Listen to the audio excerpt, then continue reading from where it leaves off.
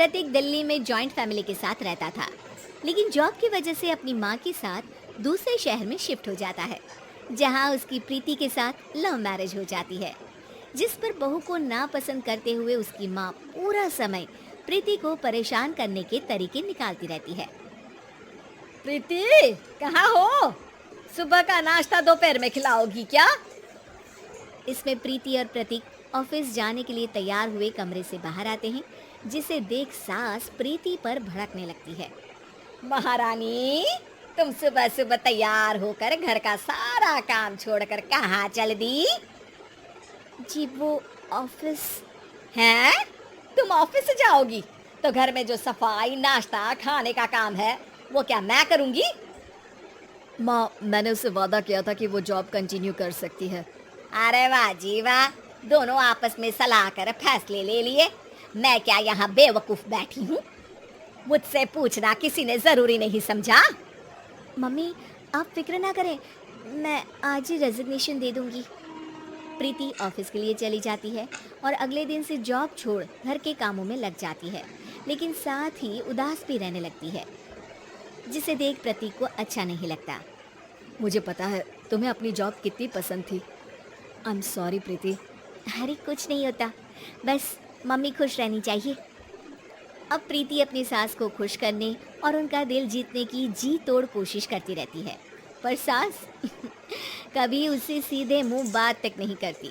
इसी तरह दिन बीतने लगते हैं। एक शाम प्रतीक ऑफिस से परेशान घर वापस आता है।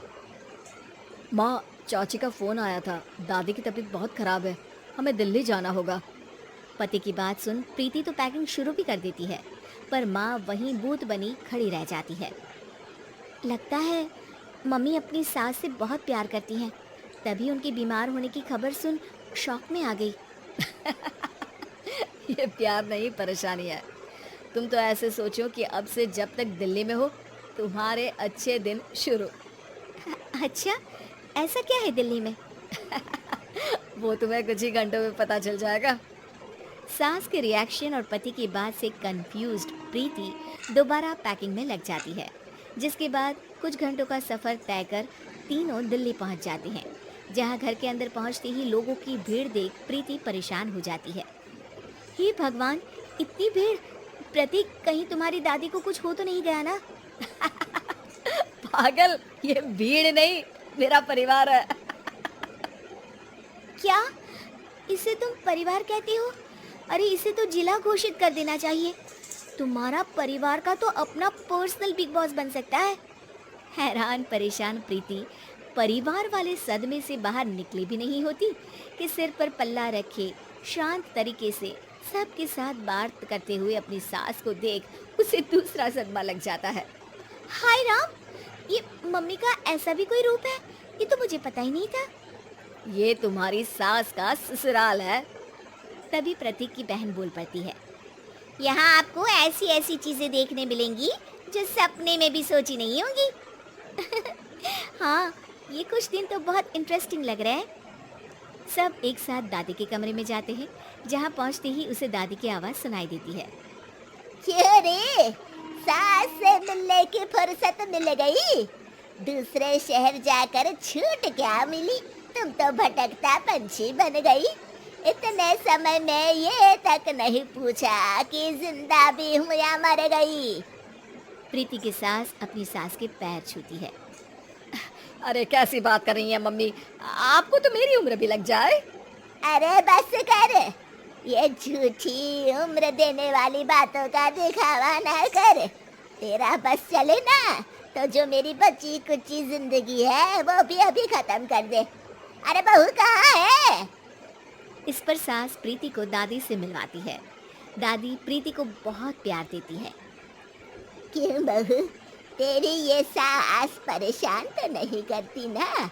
अगर करती है तो अभी बता दे, मैं इसकी क्लास लगा दूंगी। अरे कैसी बात कर रही है माँ जी, भला मैं क्यों किसी को परेशान करूँगी। प्रीति अपनी सास का ये रूप एंजॉय कर ही रही होती है कि तभी चाची वहाँ आकर प्रीति को अपने साथ ले जाती है। सास की क्लास लगते देख जो खुशी मिल रही थी वो तुम्हारे चेहरे से साफ पता चल रही थी, इसीलिए ले आई। क्योंकि अगर उन्हें पता चल जाता तो तुम्हारी खैर नहीं थी। थैंक यू चाची जी।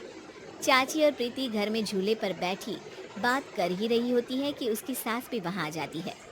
मतलब यहाँ सारा काम मैं करूँ और तुम बैठी हंसी ठिठोली करो? अरे चलो जाओ खाना बनाओ। सास प्रीति को डांट कर काम करने भेज देती है, जिसे दादी देख लेती है और एक बार फिर सासू माँ की क्लास लग जाती है, जिसे पूरा परिवार मजे से खड़ा होकर देखने लगता है। क्यों रे, मैंने तुझे काम बोला और तू उस बच्ची को परेशान कर रही है। सास की कोई इज्जत रह गई है इस घर में या नहीं?